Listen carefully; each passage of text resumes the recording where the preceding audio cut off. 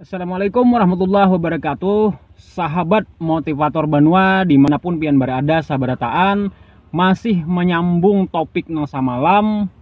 Hari ini kembali ulun bepandir masalah gawian nang sesuai lawan kehendak atau passion.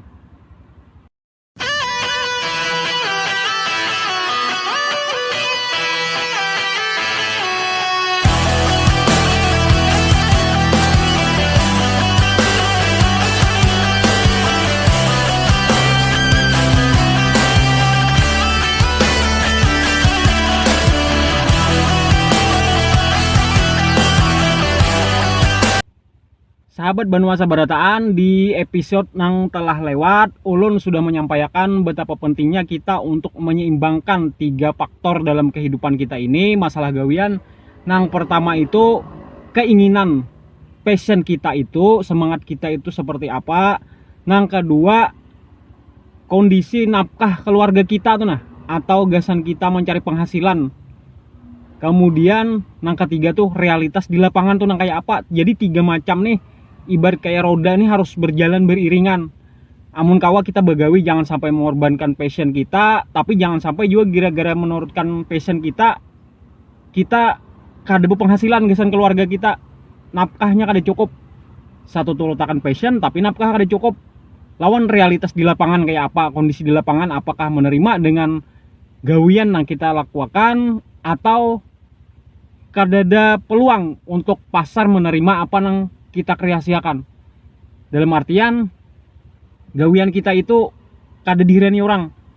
Nah, jadi 3 macam inilah yang jadi PR kita untuk menyeimbangkan, dan hari ini kita bahas lebih jauh.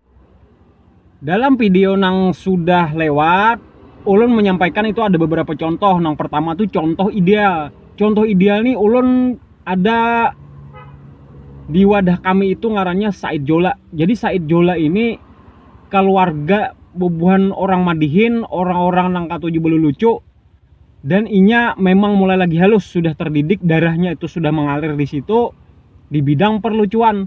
Akhirnya si Said Jola ini tumbuh ganal dan inya sukses wayah ini jadi influencer terpakai di mana-mana dan di bidang perlawakan. Imbah itu jadi besannya Jun Tralala pulang di wadah kami. Nah, jadi ini pas banget komplit istilahnya tuh, kada ada cacat celaknya. Inya bahagia dan inya menghasilkan dari situ. Tapi contoh nang kayak Said Jola ini sekali lagi ini langka kasusnya. Jarang benar orang terjadi mendapat kesempatan emas nang kayak inya ini. Nah, yang banyak itu terjadi 50-50 atau malah lebih banyak lagi orang yang kada passion dawan gawian inya. Jadi pertama misalnya kayak si Udin nih. Contoh wadah kami ada Udin. Orangnya kada ketuju bakabun.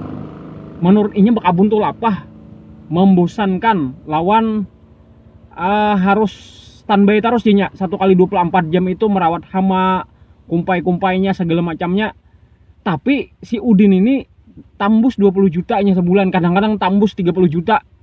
Akhirnya lolos kelawasan, dan asalnya kada ada passionnya sama sekali, itu tumbuh passionnya. Itu contoh yang kedua. Nah, contoh ketiga ini pulang ada pulang kebalikannya pulang. Orang ini passion benar. Jadi ada kawan ulun inisialnya T. Orangnya harat ceramah, ilmunya banyak, ilmu pengetahuannya nih di bidang agama lah. Jadinya tukang ceramah keliling, dipakai orang gasan mengaji di kampung-kampung. Tapi hasilnya itu kada cukup gasan setengah bulan aja kada cukup hasil yang didapatnya dari ceramah itu dah. Nah, jadi ini ketidaksinkronan antara passion lawan gawian yang sehari-hari dijalankan.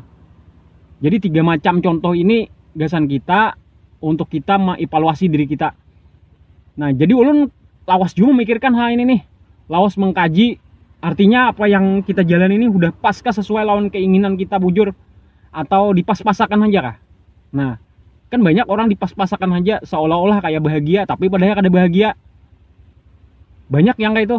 Nah, kemudian ulun mendapat titik terang ada dari Noval Harari.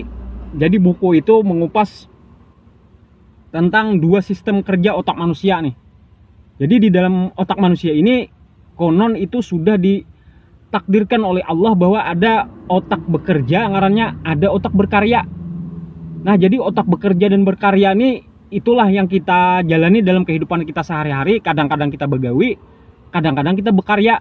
Tapi ada orang yang beruntung dengan inya berkarya, inya kada merasa bahwa itu begawi menghasilkan. Nah, kayak Deddy Corbuzier, Atta Halilintar, orangnya berdarmian aja itu menghasilkan misalnya. Jadinya kada kau membedakan antara begawi dan bekarya itu kada jelas. Tapi alhamdulillah Mbah Tetamu dari Nopal Harari ini sistem otak bekerja, otak berkarya, begawi lawan bekarya menghasilkan, berkreasi. Dimana dengan berkreasi itu jiwa kita nih bujur-bujur merasa terpuaskan, artinya gawian dapat, karya dapat. Nah, kalau dalam tuntunan agama nang ulun yakini ternyata ini pas. Begawi itu kita dalam rangka kita memang menafkahi keluarga kita dan juga dalam rangka kita bersyukur kepada Allah Subhanahu wa taala.